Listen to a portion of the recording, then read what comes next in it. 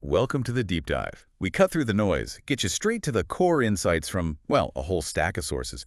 Today, we're heading back, way back, to the very origins of civilization, Mesopotamia. This wasn't just a place near water.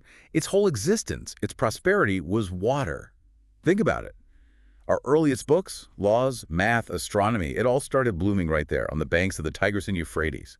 It was so key that scientists actually call it the world's first hydraulic community. Water management was everything. We even know ancient civilizations, like O'Rourke, vanished partly because of massive droughts there. And that deep history, that almost, sacred link to water, it makes today's problems in the same place feel even more stark, almost tragic, really. Absolutely, because those rivers that cradled civilization. Today, the Tigris and Euphrates basins, they're known for something else entirely, severe water shortage. So our mission today is to really get into the weeds of the hydrogeopolitics here. It's incredibly complex. We'll unpack the history, the geography, the many causes of conflict, climate change, politics, economics, you name it. We'll look at international laws too, the ones that exist and, well, the ones that maybe should exist but don't. And we'll explore pathways, potential solutions to ease these tensions, the goal, to give you a really nuanced picture of a huge global issue affecting millions. Okay, so to really grasp these tensions, let's start with the fundamentals. Can you lay out the geography, the Tigris, the Euphrates?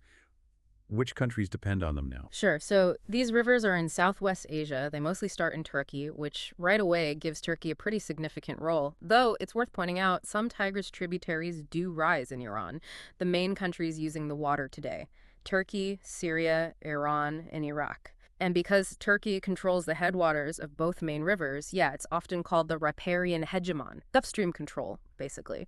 Iran has a similar position for some Tigris tributaries, and for the Shatt al-Arab down where the rivers meet, Iraq and Syria, they're downstream, so they really depend on what flows from upstream. That term, riparian hegemon, it really flags the power imbalance straight away, doesn't it? Turkey having this built-in geographical edge.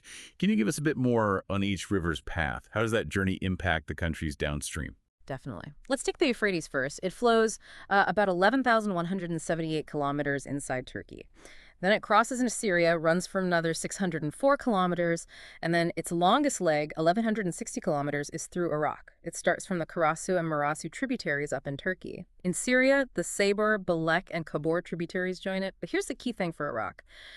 Once it enters Iraq, no more tributaries join it, none. So Iraq gets whatever water has already passed through Turkey and Syria. It's Kashmir area, the land that drains into it. It's about 28% in Turkey, 17% in Syria, almost 40% in Iraq. A tiny bit in Saudi Arabia doesn't really add water. High flows are typically March to June, and historically, it carried huge amounts of sediment. I mean, enough in one day to cover 600 acres with a quarter-centimeter layer. That's how the Mesopotamian plain, that fertile land, was actually built over time. Wow, 600 acres in a day, that's just mind-boggling sediment load, truly shaping the land. How does the Tigris compare, its impact, its flow? The Tigris is a bit longer, 1,718 kilometers.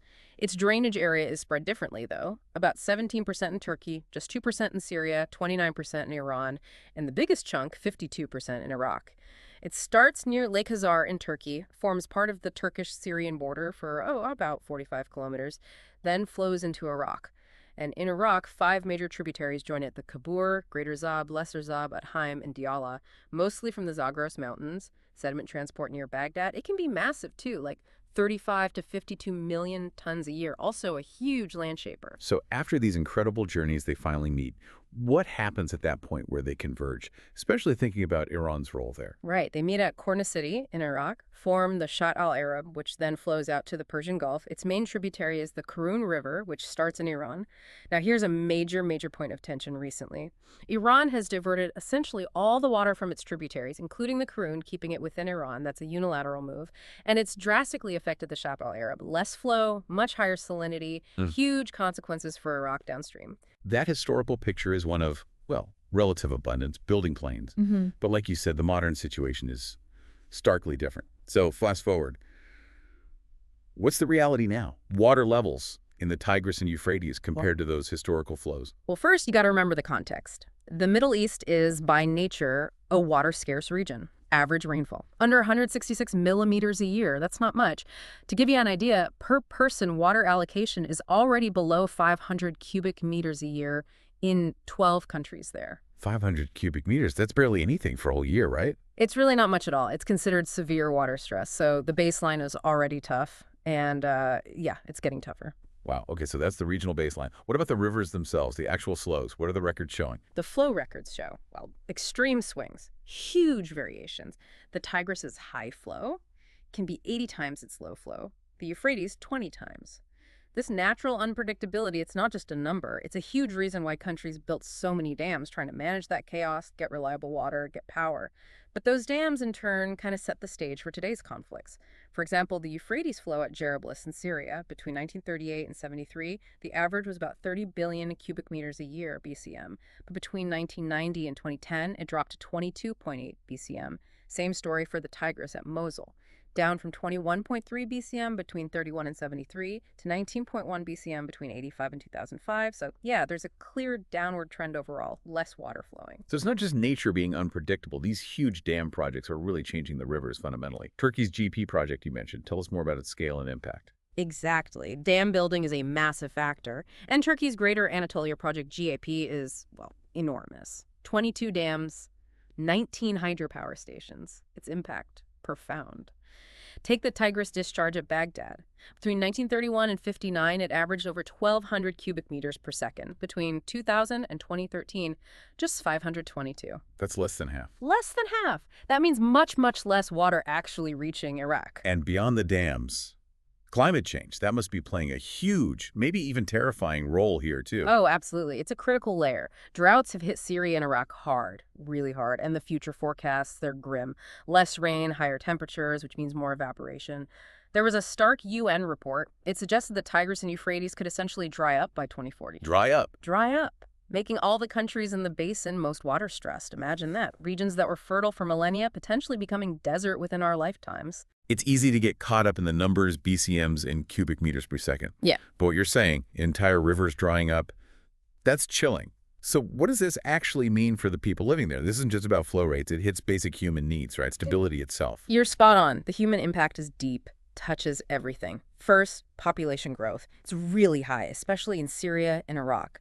The total population in the four main countries, Turkey, Iran, Syria, Iraq, it's over 220 million now.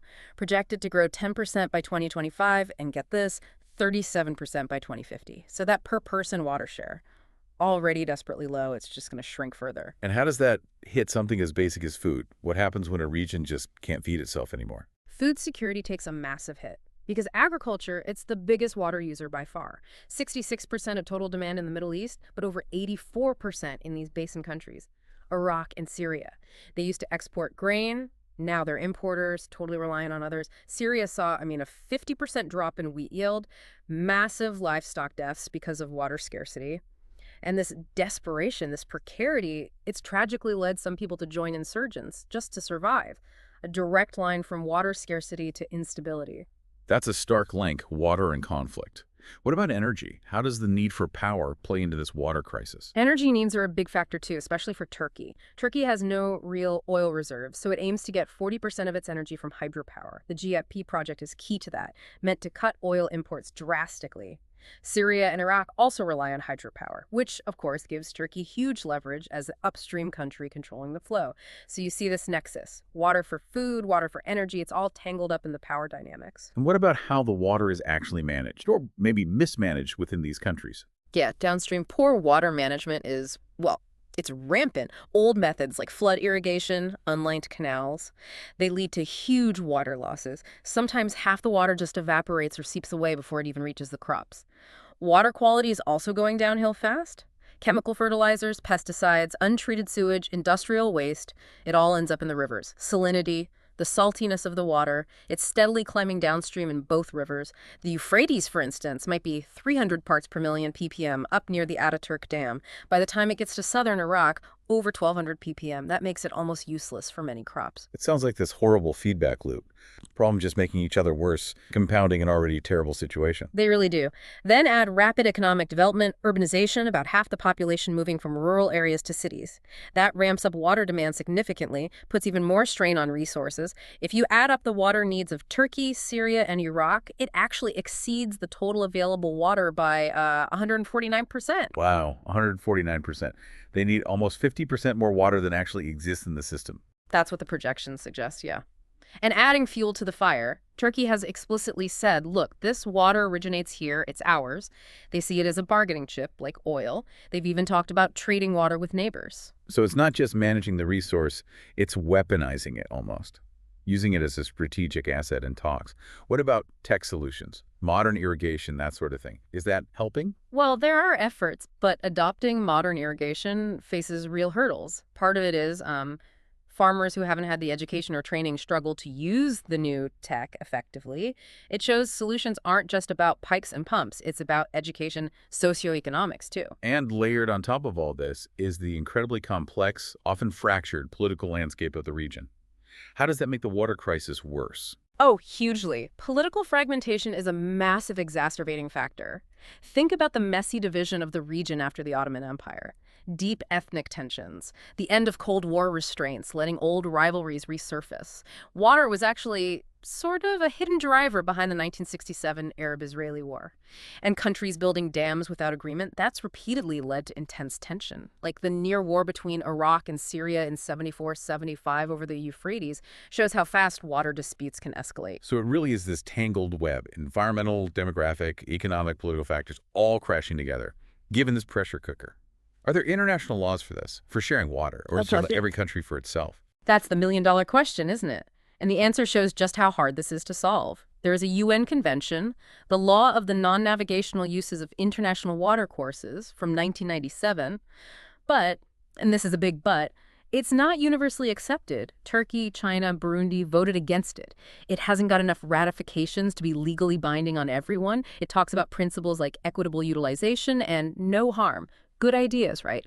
But whether they apply well to arid regions like the Middle East is debated, and crucially, no real teeth, no strong enforcement mechanism. So it's kind of well-intentioned but weak. So a framework exists, but it's more like guidelines than hard law, a toothless tiger, maybe.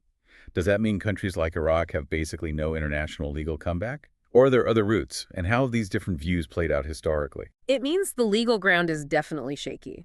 Turkey, for instance, sees the Tigris and Euphrates as transboundary rivers. Their view is, it's under our control until it crosses the border. They even argue they form one single basin because of the Shatt al-Arab and another connecting system, Syria and Iraq. They strongly disagree. They see them as separate rivers, independent basins, each with distinct rights, this basic disagreement. It's core to the whole legal fight. Historically, yeah, there were treaties, 1913 Constantinople Accord, 1920 Anglo-French Agreement. The 1923 Lausanne Agreement actually said Turkey should consult Iraq on water projects. The 1946 Ankara Treaty had Turkey agreeing to inform Iraq. But those old agreements, they clearly haven't stopped the current crisis or the big unilateral dam projects we see now. What happened after those treaties? They really haven't held. After the 1960s, talks between Turkey, Syria, and Iraq just failed. No big water sharing deals were reached. And that led straight to high tensions when the big dams went up. Turkey's Kaban Dam in 73, Syria's Topka Dam in 74. That 1975 dispute between Iraq and Syria over filling Assad Lake, it almost did lead to war. Saudi Arabia had to step in and mediate. There was a rare agreement later, the 1987 Syria-Turkey Protocol. Turkey agreed to release a minimum flow from the Euphrates, over 500 cubic meters per second. Syria agreed to pass 58% of that on to Iraq. But even then, Iran's actions, building its own dams, diverting rivers like the Karun, that's also hit Iraqi water resources hard, especially near the border. Another layer of complexity, when we talk about these conflicts over water, oil, whatever, it helps to understand the drivers underneath. Social scientists often break it down into two main ideas: greed and grievance. Okay, greed versus grievance. In conflict analysis, what does that actually mean? So greed basically points to competition over valuable stuff like oil, diamonds, maybe even water in this case, where groups, maybe rebels, fight primarily for financial gain to control the resource. Some big studies find this links to how long conflicts last, but looking at specific countries often shows a more complex story. Grievance, on the other hand, focuses on feelings of unfairness, inequality between different groups, ethnic, religious, whatever. This idea of horizontal inequality between groups, not just rich versus poor overall, that's seen as a really powerful driver of conflict. Right, so it's not just about wanting stuff, it's about feeling systematically shortchanged or unfairly treated. Yeah. How do those two ideas, greed and grievance, kind of mesh together in a place like the Tigris-Euphrates Basin? Exactly, and they often do mesh together. They're complementary, really. Greed can directly cause grievances. Say, if locals feel they aren't getting a fair share of oil money, or if their farms dry up because water is diverted upstream for a big dam project. When we see Syrian farmers losing their livelihoods due to water scarcity and some joining insurgents, that looks like grievance, right? Basic needs aren't met, leading to instability. And Turkey building dams for its own energy security. Downstream nations might see that as, well, a form of greed, taking more than a fair share of a shared resource. That creates grievances downstream. Think about Indonesia, places like Asia and Papua. Rich in oil or copper, but the local people felt they weren't benefiting, saw rising poverty. Grievances fueled separatist conflicts there, driven by that perceived unfairness. That makes a lot of sense. A mix of wanting the resource and feeling deeply wronged. But are greed or grievance even together enough to actually spark violence? That's the crucial point. Usually, no. Neither greed nor grievance on its own is typically enough for major violent conflict. You need something else.